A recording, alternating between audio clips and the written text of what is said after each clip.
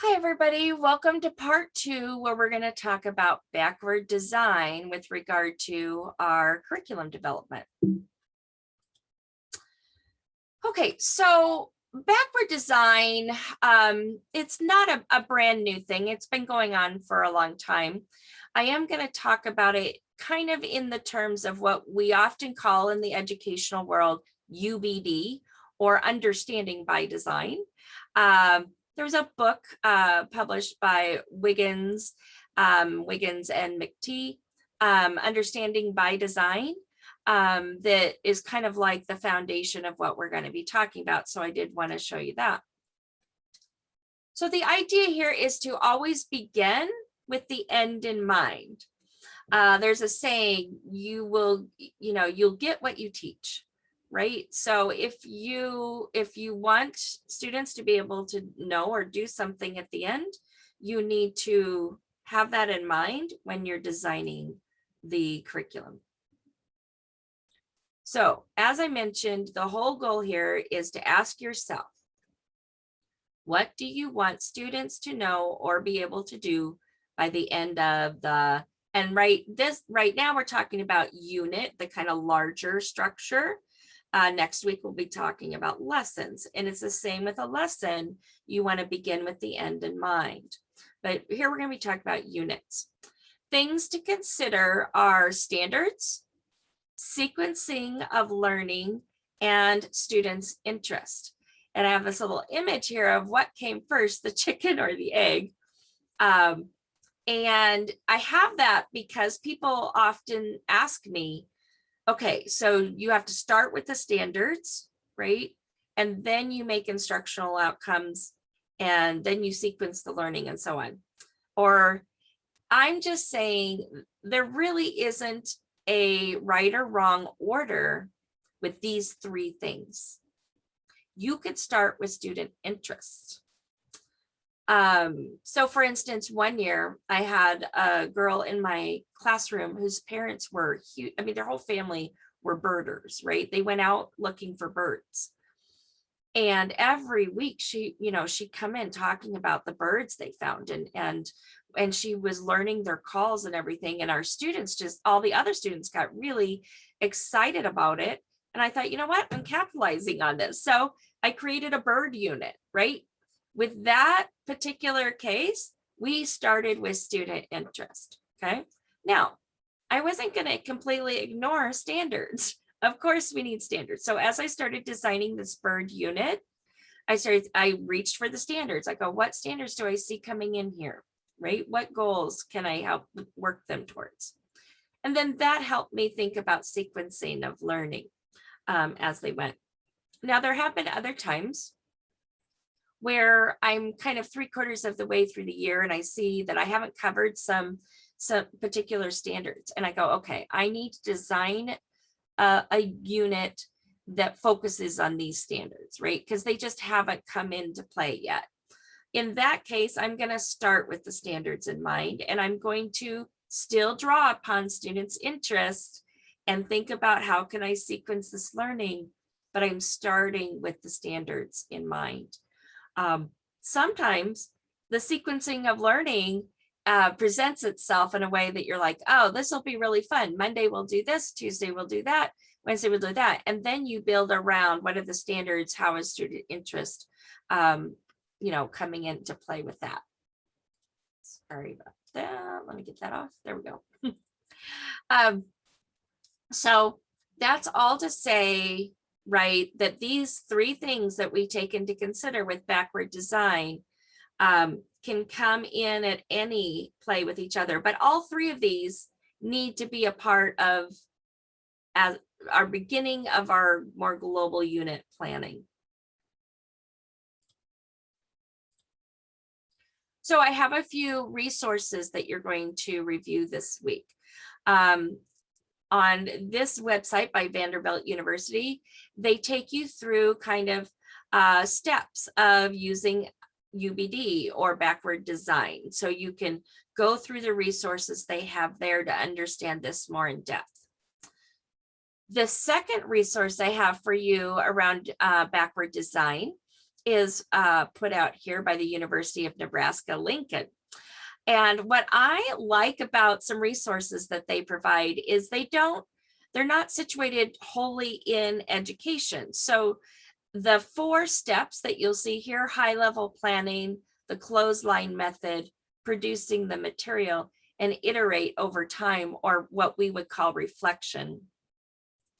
There's little videos for you to watch for each of those that are put out by an individual who is talking about creating an online kind of module of learning for anyone who wants to learn something. What I like is that as I watched these videos, I recognized my own process as a teacher in backward design. So I thought he does a nice job at kind of talking about each of these steps and how they play a role in designing curriculum. And I always think it's fun to reach outside of education sometimes to think about what we're doing. And so there'll be 4 videos for you to access through this resource, watch going through these 3 parts of backward design. Okay, so I want to bring this into the real world, and I'm giving you kind of like the background look into my curriculum development for this class. I thought, it'd be a real shame if I'm teaching a class on curriculum development and I didn't use my own processes and my own work. So you will recognize aspects of this. So I'm actually going to get out of this PowerPoint and go to the planning tool I use, which is called Scapple. I'll put a link to it. It is a tool that you purchase, but it's not that expensive. There are free, you can Google mind mapping programs online that are free. Basically, I have moved from when you learn about like the clothesline methods and all of that, I've gone from doing it on the wall, like I used to do that, to digital through a mind mapping program. So let me, I'm gonna zoom in just a tad here. Okay, and what I want to show you is this is my planning for this course and the curriculum for this course. And specifically standards, instructional outcomes, and then sequencing of learning, right, and reflection. So now I don't have the standards listed here because I actually have to use 3 sets of standards. We use what's called in-task standards, PEPS standards, and also Danielson. Now I am aligned with Danielson all throughout this. We've already done crosswalks to PEPS and in-task for this course. So I didn't have to worry about those standards because I know that the instructional outcomes have already been aligned, and I didn't have a choice on the instructional outcomes for this course. So I already knew those were aligned. So I begin at the top up here with instructional outcomes. So let me zoom in for a moment.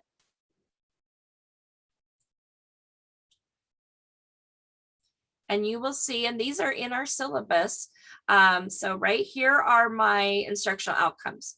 Use state and national standards to guide curriculum planning, right? Developmentally appropriate lessons, right? To meet the needs of diverse learners, align standards, objectives, assessments, and activities and lesson plans, authentically integrate IEFA for all, and explore methods for authentic integrations of multicultural perspectives into curricula. Now, what does that look like for, you'll see one thing they talk about in backward design is, okay, once you have your goal, what is acceptable evidence of students meeting that goal? Okay, so my overall goal for the course, right? Like these are instructional outcomes. I do have an overarching goal for all of you to be teachers who design effective learning experiences for their target students and who love their jobs. Now, some of you are counselors, but even as counselors, you are teachers. When you're working with students, your goal is to teach them. If you're working with a student who has behavioral goals, you're helping them learn, you're teaching them some skills and knowledge. So I lumped you kind of all in as teachers there. Okay. here's my acceptable evidence, draft of a unit plan, a lesson plan. And you might be going, I didn't see that in the assignments. It'll be woven into your weekly assignments. And then a reflective teaching toolkit, which you do know about, and where you'll be collecting resources around those Danielson domains, right? Okay, so now you might notice, I did the clothesline method here. I have week 1, 2, 3. So if I had a clothesline strung out, these would be clipped on, right? As the sequencing. And then below that, kind of like what's the content within that. Now, I also knew that I wanted to use IEFA, so I have those listed here, that those are fitting in for each week, right? And then you might notice I have different color things here. Now, this is where student interest comes in. Some of you may recognize these questions, because this is why I asked you to meet with me individually during the first couple of weeks of the course, because I want to be intentional about linking your interest and goals to the curriculum of our class. So when I'm working within a week, I go back through these questions, these goals that you all have, and I go, okay, how am I weaving this in? How am I helping that student have their entry point? Okay, so I thought I would just show you this as like I'm actually doing what I'm teaching you to do. And I thought it might be interesting to you to know how, somebody puts together, these courses that you all are taking. Okay, so now I'm going to go back to my, here we go.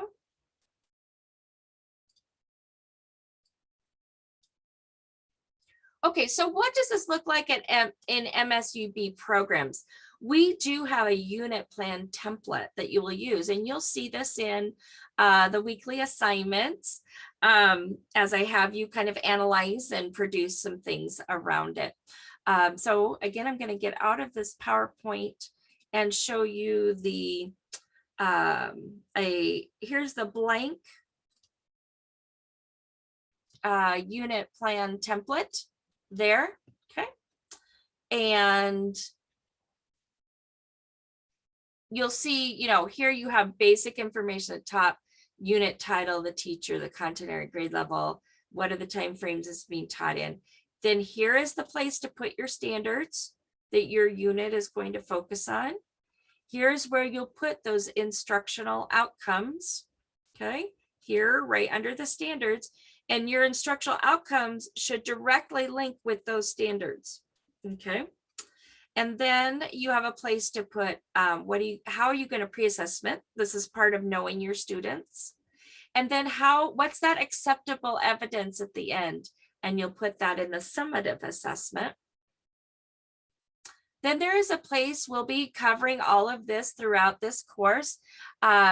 Differentiation, content, process, product, and the learning environment. How are you differentiating for students? We have a place for culturally responsive, revitalizing pedagogies, and a place for trauma-informed practices. We can also think of that section as social emotional learning of the students. Okay, we have a place for you to put classroom expectations, positive behavior supports you might be using, and any specific elements of the physical classroom that should be of note in this unit. And then in the unit plan, the idea is you don't create full-on lesson plans, okay? You just put in a little bit of what each lesson is going to look like. And this will, once you watch that clothesline method, this is that part that's under it. So for me, it would look like the stuff that's right here, okay?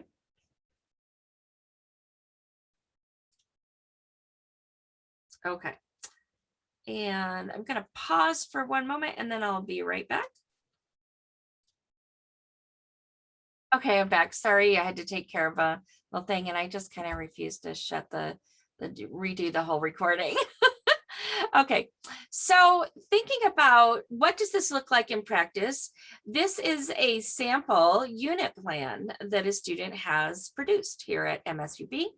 So I'm not going to take the time to go through it all because you'll be able, I'm going to upload it. You can look at it yourself, but you'll notice they've got standards, they've got instructional outcomes, a little description, right, of the unit. And their pre-assessment, summative assessment, how they're differentiating, how they're responding culturally, how they're weaving in trauma-informed practices, the classroom environment information, and then these little snapshots of each of the lessons. And remember, this individual, when you're doing at the beginning this high level planning, you don't have everything figured out, but you have kind of the shell of what you want to do and where you want to go. Okay, so I thought I would show you that. All right, back to this one. There we go. Okay, on to part 2, which will be all about entry points.